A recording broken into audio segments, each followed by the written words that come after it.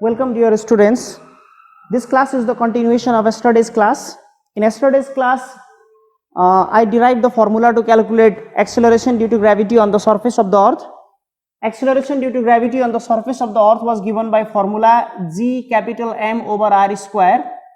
And here in this class particularly, I would like to discuss about what are the various factors which affect the value of acceleration due to gravity that we are going to discuss. Now, so far as our syllabus of class 10 is concerned, in class 10, we have to discuss about three factors, and those three factors I am going to discuss in this class. The first factor is shape of the earth. The first factor is shape of the earth. The second factor is height. The second factor is height, and the third factor is depth. These are the three factors upon which acceleration due to gravity depends.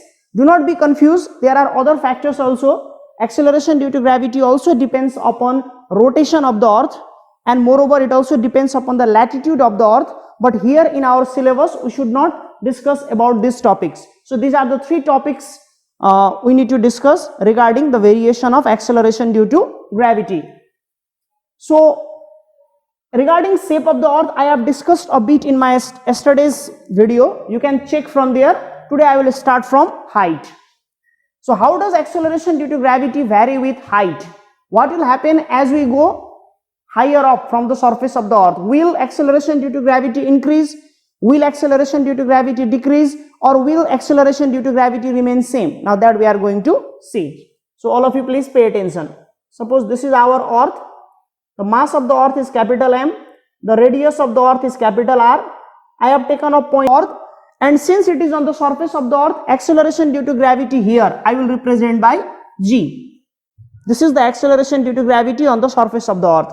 Now, as I go to higher altitude, suppose I went to the height H. Now here, acceleration due to gravity is GH. Now, my main concern here is I want to see what will be the value of GH, what will be the value of G, and what is the relation between GH and G. And by computing the relation between GH and G, I would like to show you how does acceleration due to gravity vary. So according to our yesterday's calculation, we all know G is equal to Gm by R square. Let me make it equation 1. G is equal to Gm by R square, and similarly GH is equal to Gm by R plus H whole square. Gm by R plus H whole square, this is my second equation. Now clearly from here you can see the numerator is constant in both the expression.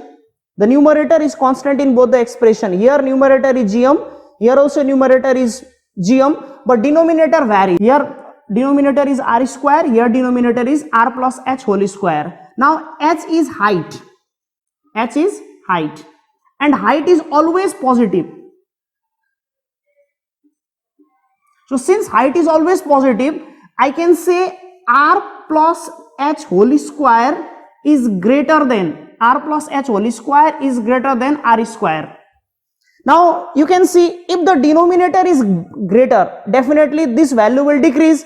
It means that R plus H whole square is greater than R square, means I can say GH is less than G square. Sorry, GH is less than G. It means that as we go to higher altitude, acceleration due to gravity decreases. As we go to higher altitude, acceleration due to gravity decreases. Now, let us establish relation between G and GH. How can that be done? Dividing equation 2 by equation 1. If I divide equation 2 by equation 1, I will have GH over G is equal to Gm by R plus H whole square, this whole divided by Gm by R square. Now we all know when we divide this, it will be Gm by R plus H whole square into R square by Gm. Now this Gm and Gm will be cancelled. So since Gm and Gm will be cancelled, now I have here H by G will be R by r plus h whole square. So this is the relation between, okay, if you want to further simplify this, you can write gh is equal to g r by r plus h whole square. This is the relation by which we can establish the relation between gh and g. So this formula is very important for some of the numericals. Some numericals are to be solved based on this formula, and here you can see, because of this you can see when the height increases, acceleration due to gravity decreases, and here we can show the relation. Here gh is acceleration due to gravity, it is acceleration due to gravity at a height, it is acceleration due to gravity at a height, and it is acceleration due to gravity at the surface of the earth.